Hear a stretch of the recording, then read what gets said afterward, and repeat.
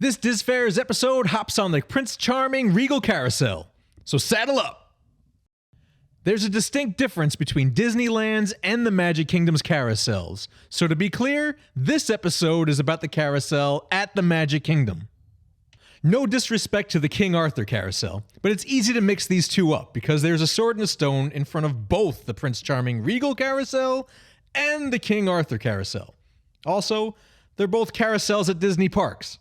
I mean, there isn't a name difference between the Space Mountains, or the Haunted Mansions, or the Pirates of the Caribbeans, but this carousel, the Prince Charming Regal Carousel, is very special. So it's likely the reason for the over-specification. Well, that's debatable, I must say. Anyway, the Prince Charming Regal Carousel, once known as Cinderella's Golden Carousel until 2010, was originally manufactured by the Philadelphia Toboggan Company in 1917, which is a company that still makes roller coasters today. In fact, if you're an avid theme park goer, you've likely been on other rides they've constructed. They designed many Six Flags rides as well as at King's Dominion, which is in Virginia, and many others.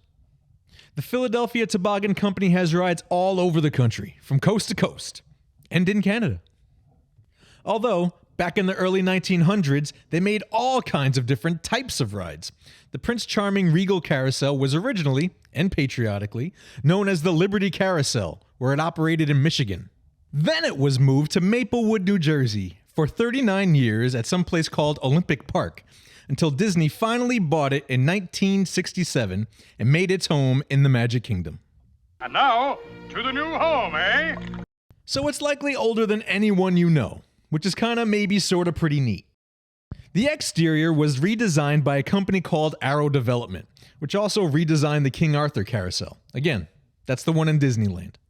The 18 Cinderella scenes at the base of the carousel were each hand-painted.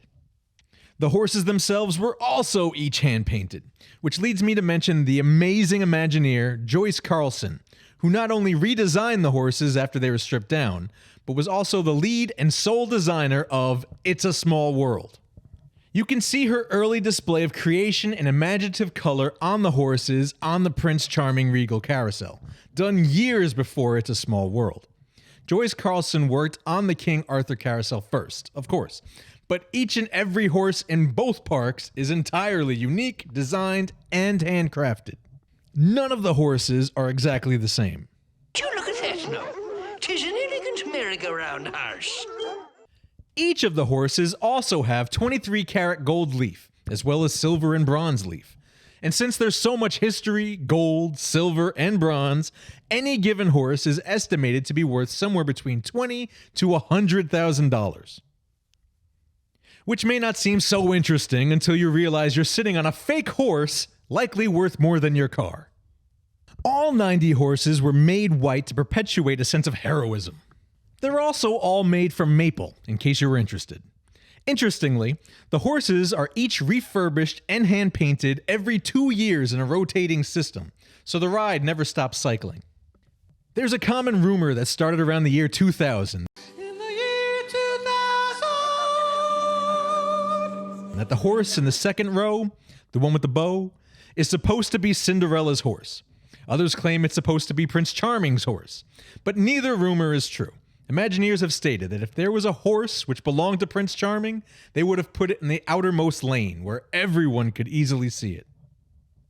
Also, Cinderella never rode a horse. I mean, there was Major, and these 4 guys, but none of them look like this.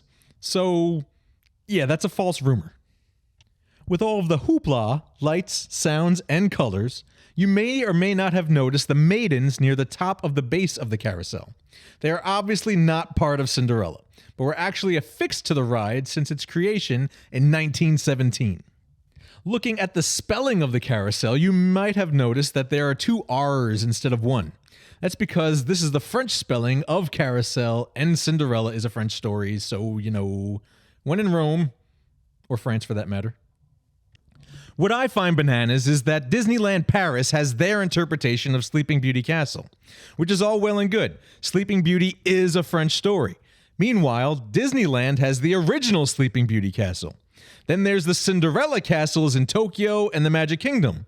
So it appears the French somehow wrangled the corner in the Disney Castle market. Guys, I want a castle. If you're ever interested in riding the carousel, even if the park is at max capacity, it's statistically proven that your maximum wait time should be no more than 28 minutes. And if you're looking for a different sort of experience and have never gone on the carousel at night, you should totally try it out. The lighting is pure Disney magic. That's all for this episode. Next time you're at the park and you hop on the carousel, I hope this video reminds you that you're not just having a great time, you're also on a piece of history that has entertained millions of people for over 100 years. And that's pretty special. Disfarers out.